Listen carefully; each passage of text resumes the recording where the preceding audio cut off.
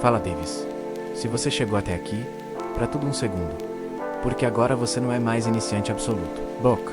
Hack criou o player do zero movimento. Pula obstáculo, item coletável, pontuação level funcional.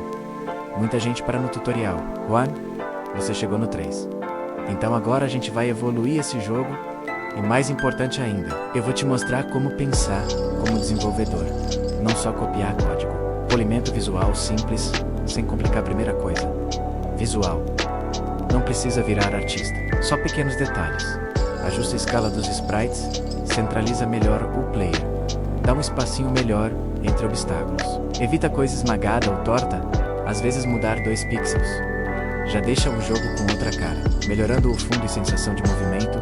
Se você quiser dar mais vida, pode. Criar camadas de fundo, mover elas em velocidades diferentes, dar aquela sensação de profundidade, mesmo sem parallax. Perfeito, só mexer um pouco já dá outra vibe. Feedback pro jogador. Agora pensa comigo. O jogador precisa sentir as coisas. Então ideia simples. Pegou item, som pelo som. Bateu no obstáculo efeito. Não precisa fazer agora, mas já deixa isso na cabeça. Jogo sem feedback parece quebrado. Mesmo funcionando. Aumentando a dificuldade aos poucos agora, uma ideia clássica de speedrunner. Começa fácil, depois vai ficando mais rápido, por exemplo.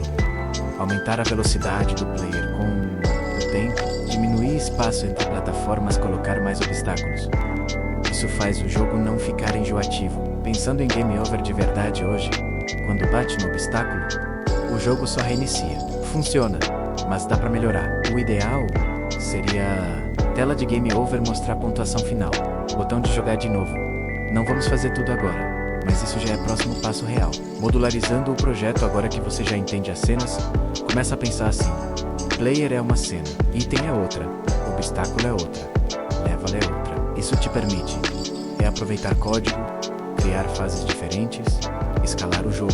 É aqui que você começa a sair do tutorial e entrar em projeto. Ideias para continuar sozinho. Se você quiser continuar esse jogo. Aqui vão ideias reais, moedas diferentes, valendo mais pontos obstáculos, móveis power-ups, sistema de vidas, ranking salvamento de pontuação. Tudo isso usa o que você já aprendeu. Nada aqui é magia. A virada de chave.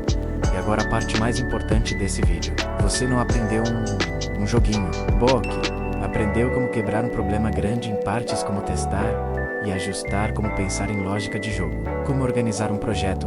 É isso que cria desenvolvedor. Ferramenta muda. Lógica fica, encerramento final. Então é isso. Parabéns de verdade. Esse foi o primeiro jogo da sua vida, feito na Godot 46, do zero. Se você curtiu essa série, deixa o like, porque isso ajuda demais. Se inscreve para não perder os próximos vídeos. E comenta o que você quer aprender agora. A gente se vê no próximo projeto.